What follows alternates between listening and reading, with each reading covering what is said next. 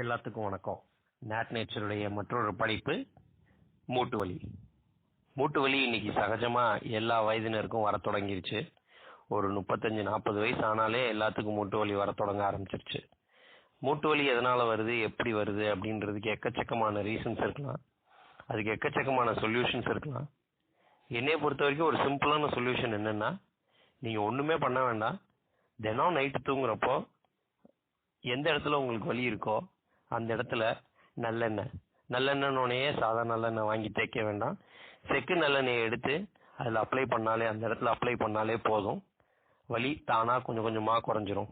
இது காலில் உடம்புல எந்த இடத்துல வலி இருந்தாலும், வெளிப்பக்கம் எந்த இடத்துல வலி இருந்தாலும் தாராளமா அதை தேய்ச்சிக்கலாம். கால் வலி, மூட்டு வலி எந்த இடத்துல இருந்தாலும் இதை தேய்ச்சிக்கலாம். இதுல ஒண்ணே ஒன்று என்னன்னா, நிறைய பேர் நான் இது சொன்னப்போ அவங்க என்கிட்ட கேட்ட சந்தேகம், அவங்களுக்கு என்ன வந்தது அப்படின்னா, இதை சூடு பண்ணி வச்சு தேய்க்கணுமா, இல்லை சுடு தண்ணி வச்சு ஒத்தரம் கொடுக்கணுமா, அதெல்லாம் ஒண்ணுமே வேண்டாம். சாதாரணமா செக்கு நல்லெண்ணெயை வாங்கி அந்த இடத்துல தேய்ச்சாலே போதும். இதுல இன்னொரு முக்கியமான விஷயம் நீங்க கவனிக்க வேண்டியது என்னன்னா, நம்ம வாங்குறது செக்கு நல்லெண்ணெய் தான்.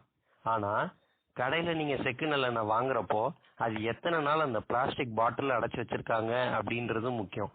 ஏன்னா பிளாஸ்டிக் பாட்டில் யூஸ் பண்றது எல்லாமே கிரேட் 1, அதாவது ஒரு சில நாளுக்கு அப்புறமா எக்ஸ்பயர் ஆகக்கூடிய பாட்டில்ஸ்ல வச்சிருக்காங்க.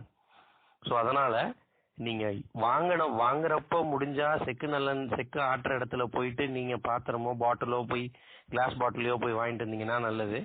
அப்படி இல்லை அப்படின்னா நீங்க உடனே வாங்கிட்டு வந்துட்டு அதை வந்துட்டு உங்க வீட்டுல ஒரு எவர்சிலர் பாத்திரமோ இல்ல கிளாஸ் பாட்டிலையோ மாத்தி வச்சுட்டு அப்புறமா அதை எடுத்து யூஸ் பண்ணுங்க. எஃபெக்டிவ்னஸ் இன்னும் ஜாஸ்தியா இருக்கும். நம்ம செக்கு நல்லெண்ணெய் யூஸ் பண்றோம், ஆனா அந்த அளவுக்கு எஃபெக்டிவா இல்லையே அப்படின்னு நம்ம நினைக்கிறது தப்பு.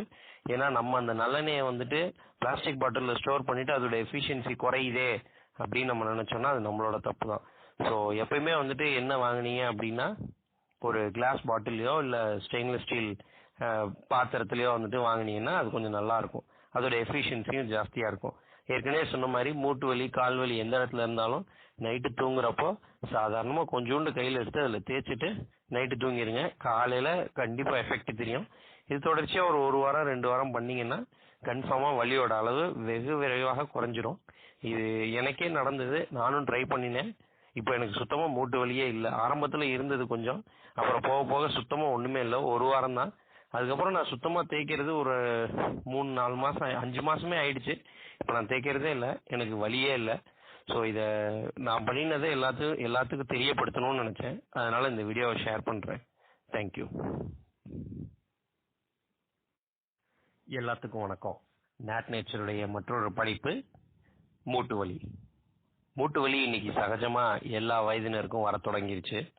ஒரு 35-40 வயசு ஆனாலே எல்லாத்துக்கும் மூட்டு வலி வர தொடங்க ஆரம்பிச்சிருச்சு.